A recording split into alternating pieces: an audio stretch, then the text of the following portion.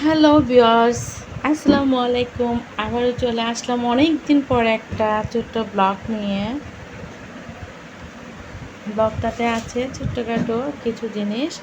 আজকে আমি কি করতেছি ছোটো ছোটো করে সব কিছু তোমাদের সাথে একটু শেয়ার করব। তাই এই তো দেখতে পাচ্ছ, এটা কি অনেক কিছু সবাই তো চেনে। এটা কি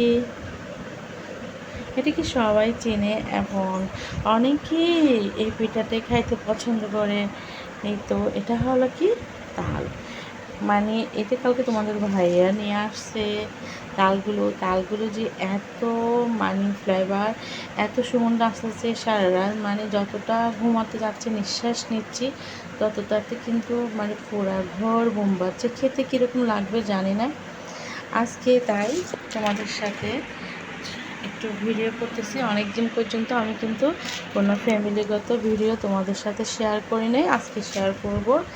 আর দেখতে পাচ্ছ, আর এদিকে দেখতে পাচ্ছ চাল চাল এইগুলো আমি প্রায় 3 ঘন্টা ভিজাতে দিয়েছি। এগুলো হলো একদম চিনি গুঁড়া পোলাও চাল, সুগন্ধ অনেক সুন্দর। আজকে আমি এই চাল দিয়ে কি করব সব কিছু তোমাদের সাথে একটু একটু করে শেয়ার করব।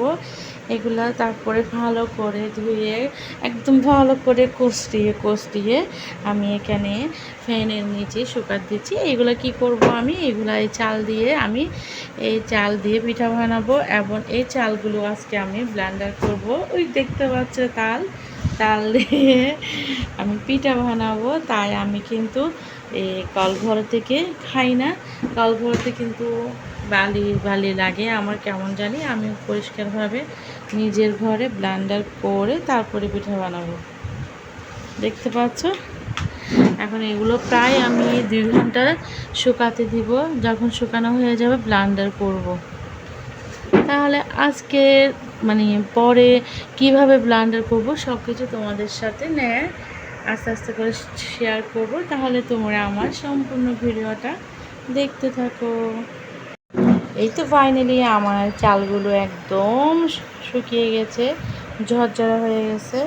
দেখতে পাচ্ছ তোমরা, এই তো দেখতে পাচ্ছ একদম শুকিয়ে ঝরঝরা হয়ে গেছে।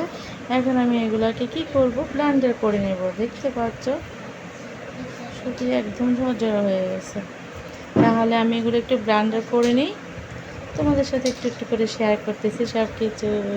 দেখতে পাচ্ছি আমারও কত ভালো লাগছে এবং কত পরিষ্কার দেখতে পাচ্ছে।